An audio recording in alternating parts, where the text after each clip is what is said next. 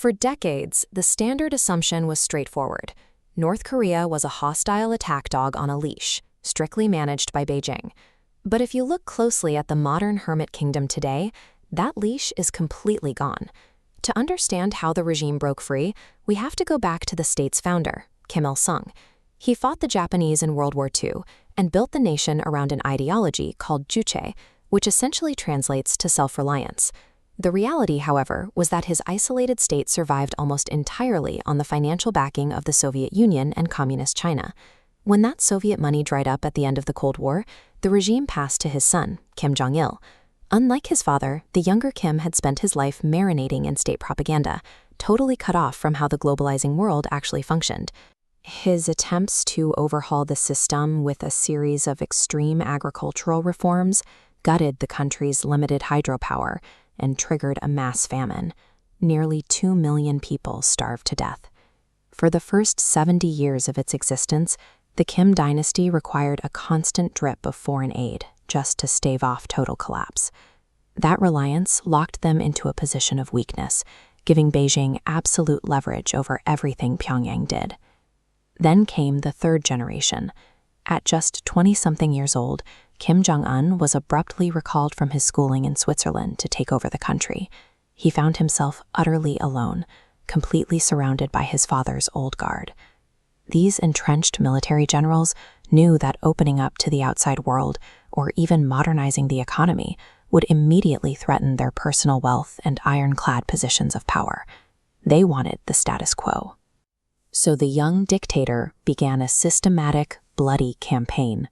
Whenever an opportunity presented itself, he violently purged the military officials who had manipulated his father and grandfather.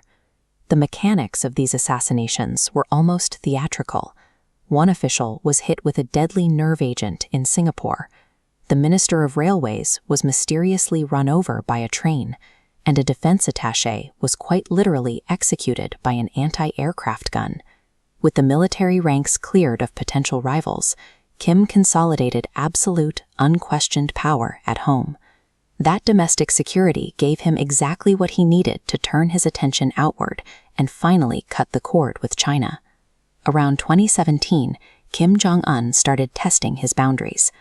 During a series of bilateral meetings in Beijing, Chairman Xi Jinping reportedly spent the summits lecturing Kim down like a misbehaving provincial governor. This completely infuriated the North Korean leader. Looking for a way to balance out China's massive influence, Kim took a huge diplomatic risk. He directed his staff to reach out directly to the United States. This led to 2 highly publicized summits in Singapore and Vietnam. For the first time, a sitting American president was walking and talking on an equal playing field with a North Korean supreme leader. But the momentum didn't last. The United States ultimately walked away without securing a deal, leaving a highly exposed Kim Jong Un empty-handed. The gamble backfired entirely. By attempting to bypass his primary patron, he had thoroughly irritated Beijing. And by failing with the Americans, he was left entirely isolated, completely out of all options for geopolitical leverage. That isolation held until 2022, when Russia invaded Ukraine and completely scrambled international markets. As severe sanctions rained down on Moscow, Vladimir Putin found himself cut off from the global economy. He was pushed into the exact same lonely corner of the world as Kim Jong Un.